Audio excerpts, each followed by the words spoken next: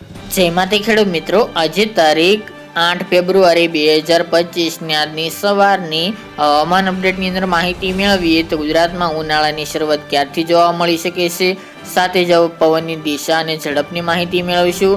હવે રાત્રિ દરમિયાન ઠંડીનું પ્રમાણ ઘટી શકે છે, સાથે જ ઝાકળ વરસાદ અને ધુમ્મસની પણ અપડેટ આપણે આ વિડીયોની અંદર મેળવીશું. ચેનલમાં નવા હોય તો ચેનલને સબસ્ક્રાઇબ કરી નાખજો અને વિડીયોને લાઈક આપીને તમામ ખેડૂત ભાઈને શેર કરી દેજો.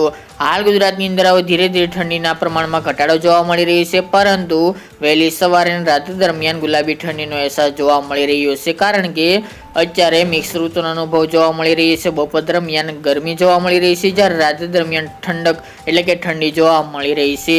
હાલ બપોરનું તાપમાન એટલે કે મહત્તમ તાપમાન 30 ઉપર ચાલી રહ્યું છે, જ્યારે રાત્રિનું તાપમાન મહત્તમ તાપમાન કરતાં ઘણું નીચું ચાલી રહ્યું છે, એટલે કે 15 ડિગ્રી કરતાં પણ નીચું જોવા મળી રહ્યું છે, જેના કારણે વહેલી સવારે અને રાત્રિ દરમિયાન ઠંડી જોવા મળી રહી છે.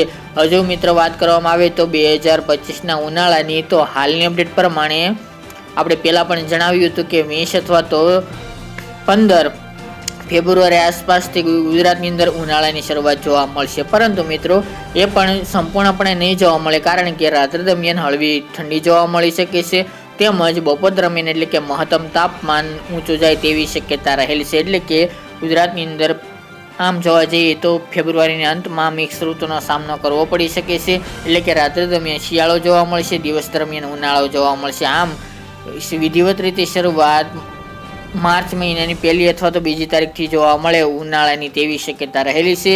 ખાસ કરીને આમ જોવા જઈએ તો 15 ફેબ્રુઆરી બાદથી તાપમાન ઘણું બધું ઉપર જોવા મળશે, એટલે કે બપોરનું તાપમાન 35-36 ડિગ્રી આસપાસ ચાલે તેવી શક્યતા રહેલી છે, પરંતુ મિત્રો રાત્રિનું તાપમાન નોર્મલ આસપાસ જોવા મળશે, એટલે કે હળવી ઠંડી જોવા મળશે, જેના કારણે આમ જોવા જઈએ તો ઉનાળાની શરૂઆત ન ગણી શકાય.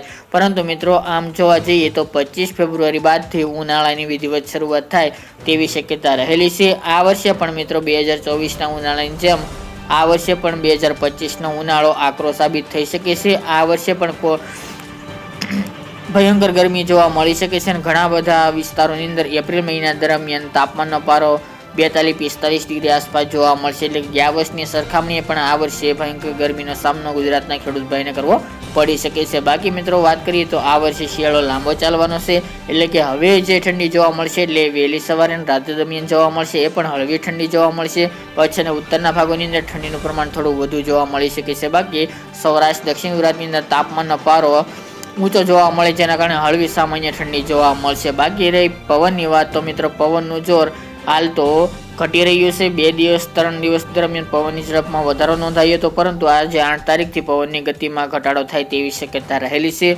અત્યારે જે ઉત્તર પૂર્વ અને ઉત્તર ભારતના પવનો ચાલી રહ્યા છે તે મુજબના પવનો જોવા મળશે. હમણાં પવનની દિશામાં કોઈ પણ ફેરફાર થાય તેવી સંભાવના જણાતી નથી. તેમજ ગુજરાતનું હવામાન એકંદરે સાવ સૂકું જોવા મળી શકે છે, કોઈ વરસાદની સંભાવના હમણાં જણાતી નથી. બાકી મિત્રો પવનની ગતિમાં પણ ઘટાડો જોવા મળશે. ફરી પાછું નોર્મલ કેટેગરીમાં પવનની ઝડપ જોવા મળશે. ઝાકળ વરસાદની મિત્રો વાત કરવામાં આવે તો ઝાકળ વરસાદનો રાઉન્ડ 1 પૂર્ણ થયો છે. હવે ફેબ્રુઆરીના અંતમાં એટલે કે 20 આસપાસ ફરીવાર ઝાકળ વરસાદનો નવો રાઉન્ડ ચાલે તેવી શક્યતા રહેલી છે, એ પણ જોરદાર હોઈ શકે છે. અને વહેલી સવાર ધુમ્મસ ભર્યું વાતાવરણ પણ સમગ્ર ગુજરાતની અંદર જોવા મળશે તેવું અનુમાન દેખાઈ રહ્યું છે. આમાં કોઈ પણ ફેરફાર હશે તો બી માહિતી આપતા રહીશું. તો મિત્રો આ અત્યારની વહેલી સવારની અપડેટ, ફરી એક નવા વિડીયો સાથે મળીશું. આજ માટે આટલું જ.